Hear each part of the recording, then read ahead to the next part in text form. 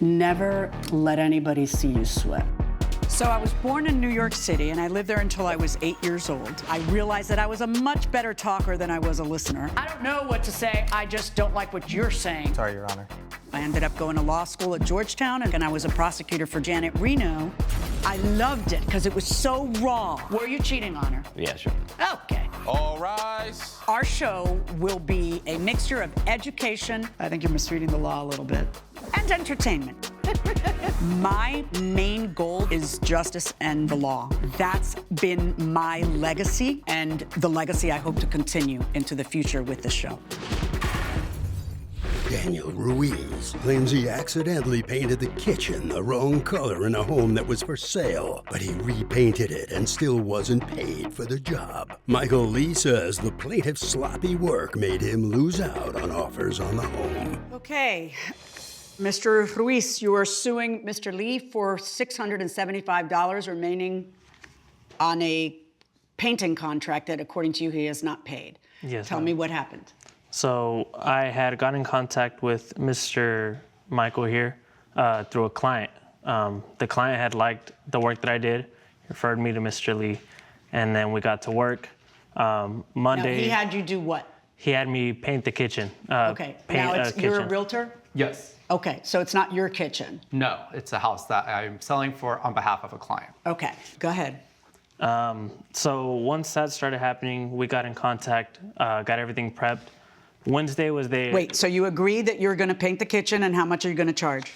It was $675 up front. I did agree, $675 up front, and then $675 on the back end once the job was completed. Okay, so what happened? So what ended up happening was we went over a couple of swatches. We narrowed it down to 2. I had a swatch in my hand, and there was a swatch on the wall. I misunderstood. I had a swatch in my hand, pointed it towards the swatch on the wall, and I asked Mr. Lee, "Is this a swatch?" He said, "Yes." Like I said, I'll take the hit for it. I understand. You thought you were referring to the one in your hand, Yes. and he was referring to the one you were pointing at, which Yes, was on the ma'am. wall. Yes, ma'am. How do mistakes like this happen? It's so easy. Just have him sign the back of the swatch, you know? Yeah. From now on, do that. Okay. Go ahead. And after that, I went ahead, I got it done. After I finished up, Mr. Lee came, checked the paint on the wall, and he contacted me later on that day saying, "Hey, this is wrong." I told him, I think I know what happened. I got in contact with them, and then after that, I told him I would have Thursday, Friday, and Saturday to get it all done. So it's ready. By when had he wanted it done? Sunday. Sunday was the open house that he had. Okay. Yeah. I told him I would schedule. So you Thursday. told him that you would buy the paint and you would do the job over? Yes, ma'am. Okay. Thursday came around, and he couldn't. He was in a yoga class, so he couldn't attend. That took away some time for me to get that job done. Okay. Why couldn't you just why could he not paint anything on Thursday to fix it?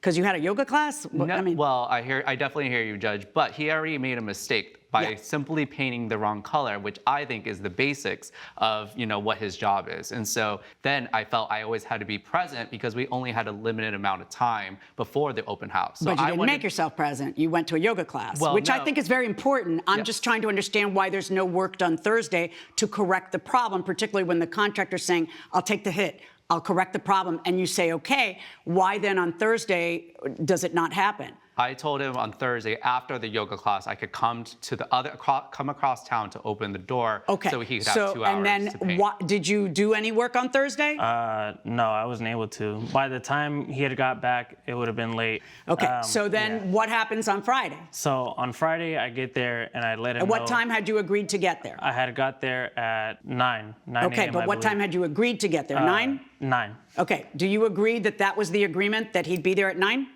Yes, we had discussed. Okay, and then the what morning. happened? He showed up an hour late. Kind of asked. He said he had some personal things going on, and so he got there at 10 o'clock. And So what were you doing for an hour? Waiting for Mr. Lee to get All there. right, and when he got there, what did he say or do? He said he had some personal things to do, and he had to stop by a coffee shop to get some lattes. Oh. Yeah. All right. Were you an hour late to that meeting? I will say yes, but there was traffic in the morning. It was a Friday morning, so An hour late's very late. traffic. Yes, but if Did you reach out and call him or anything? I did not because Right. So how do you know he's not going to just walk off and say, you know what, this clown is, I'm not going to do anything for him, forget it. How do you know that you are not going to have the wrong color there for Sunday's showing? well, that's why I was going there to make sure and managing what he was doing. I'm sorry. My question is, why would you be an hour late without calling? For anybody, for any reason. But in particular, when a contractor who has goofed, according to you, he goofed, we're going to take it as gospel, who has goofed, has, instead of making you sue him in court and leaving you high and dry, has said, I will fix it, and has tried to get there. Why would you not get there on time or call and say, hey, I'm 15 minutes late? Why would you get there an hour late? Wouldn't that be a very risky thing on your part? Because most of the contractors I know would have left. In hindsight, yes, I probably could have called him, but also he could have. This communication works a two-way street, right? So he should call you and complain that you are late. Coming up on Justice for the People. What did he say to you? Well, he just told me since I didn't do it right the first time, he wasn't going to pay me for the rest of the painting that I did. So you were going to paint twice for half the money. And later, The peacocks come over to your property and do what? So they jump on my vehicle and they start pecking the mirrors, and they've pecked the car, and they've left scratches all over the car as well. if you'll be in the Los Angeles area and want to bring your case to court, call 1-888-552-6878. You're watching Emmy-nominated Justice for the People with Judge Milian. We're back with a dispute between Daniel Ruiz and Michael Lee over a bad paint job.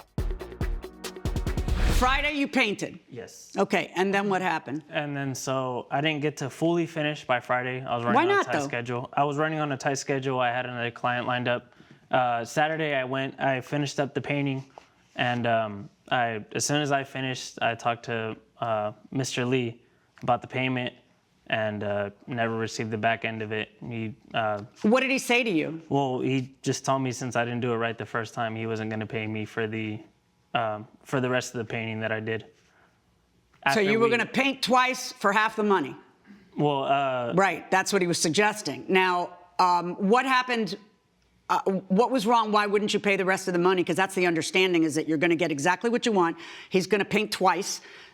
He's not going to charge you for the time, and he's not even going to charge you for the paint. He's going to eat all that. So why wouldn't you pay him? Well, we had an agreement and an expectation of the way that place would be painted. And I actually have documents and evidence that show that the house was not painted properly. There was still tape on the doors. So when Sunday arrived for this open house, basically the house still looked like a mess.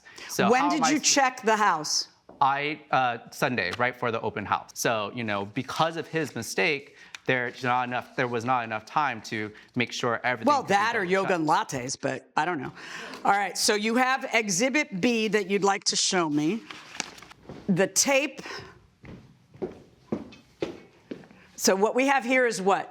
So that is the kitchen countertop. And as you can see, there's so much paint that was dripped and left over all over the kitchen countertop. I don't know. I don't know if these are paint. Yes, so paint all spills. that- Did you leave that paint spilled all over the counter? yes, that I did do. I explained to Mr. Lee that I could get that out, no problem. Well, why didn't you just get it out rather than leaving?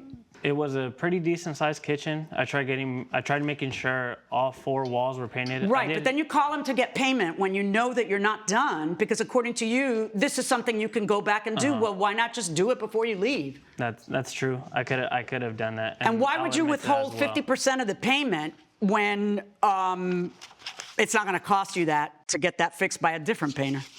Well, I also think, time is money, right? So the time, and effort, and the energy that, I lost. It takes to paint the place twice?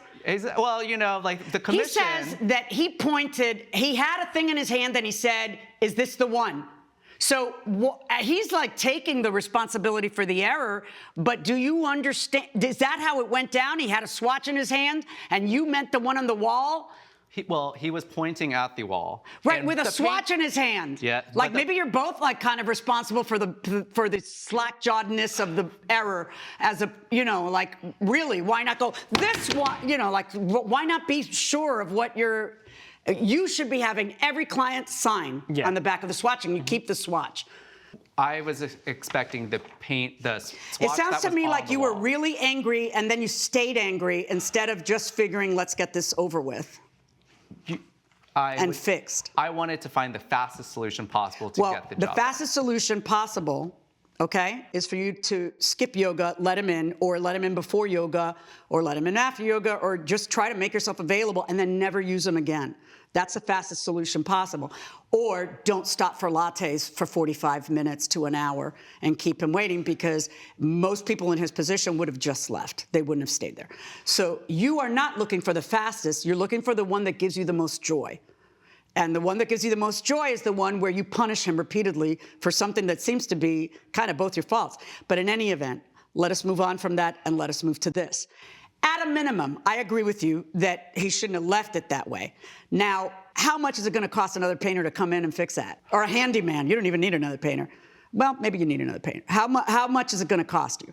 Probably the same, if not. No, it's not. No, it's not. I don't think it is. That's not my, I sell houses and I know but what did he do? Did he ruin your showing?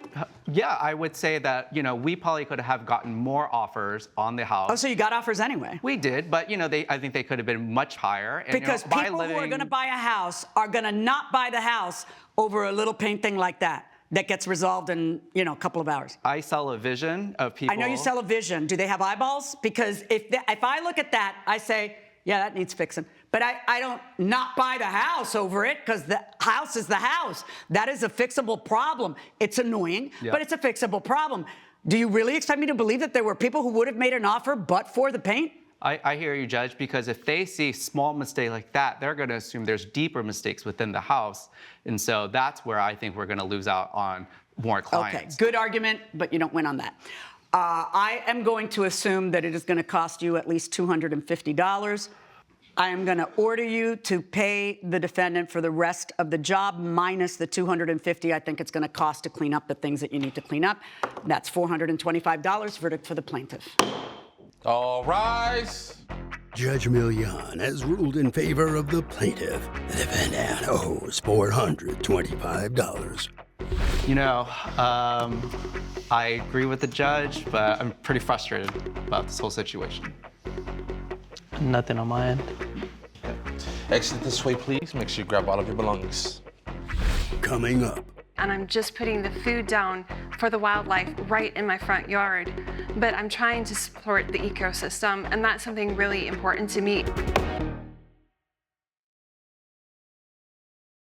You're watching Emmy-nominated Justice for the People with Judge Milian.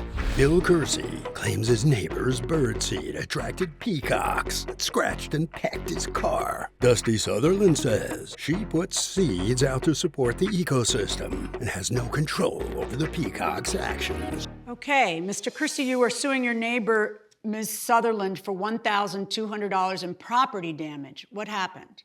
That's correct, Judge. So my neighbor has been attracting a large population of peacocks over onto my yard. She feeds them, I'm talking about large scoops.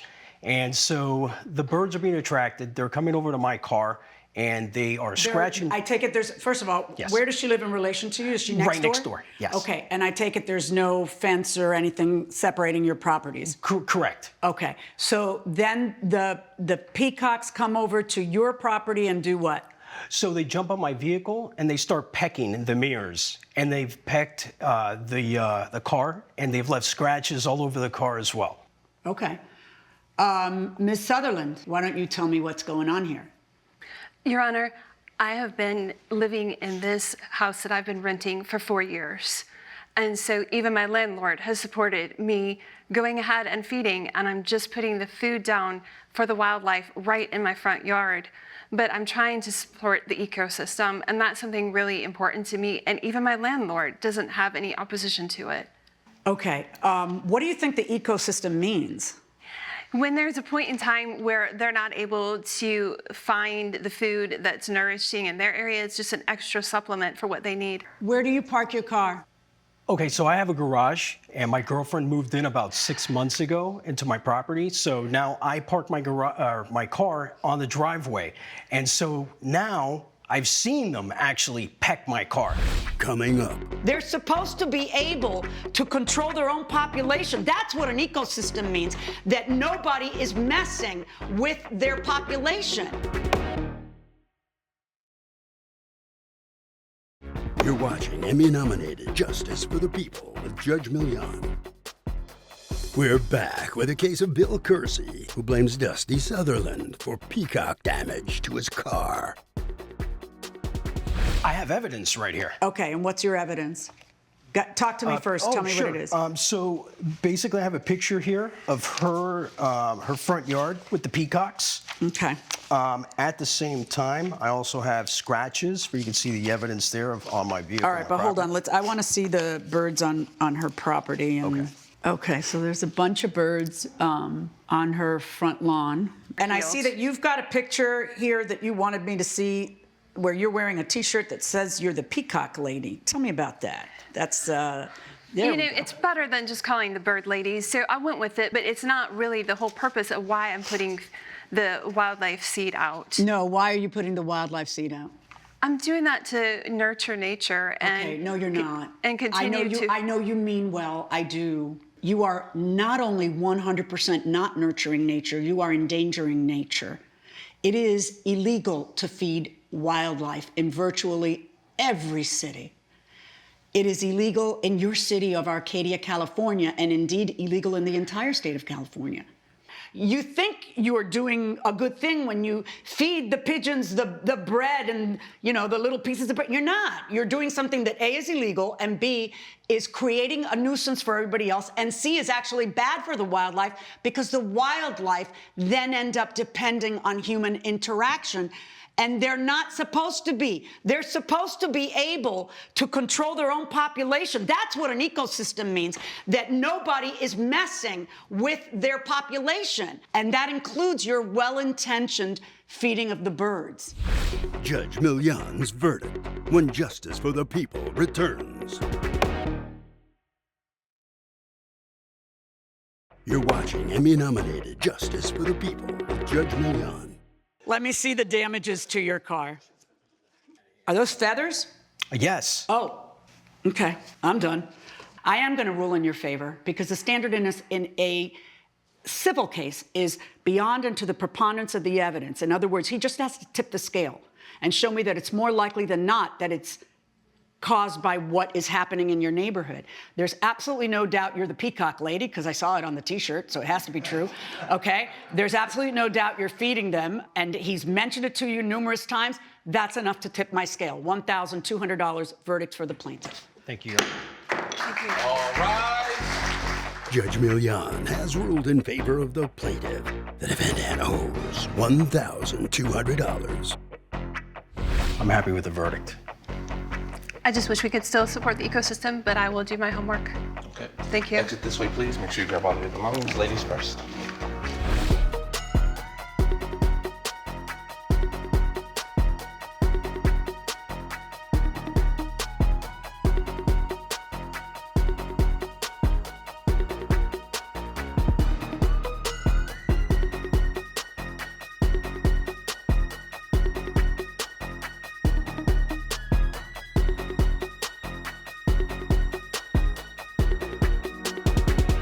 This has been a production of Allen Media Group.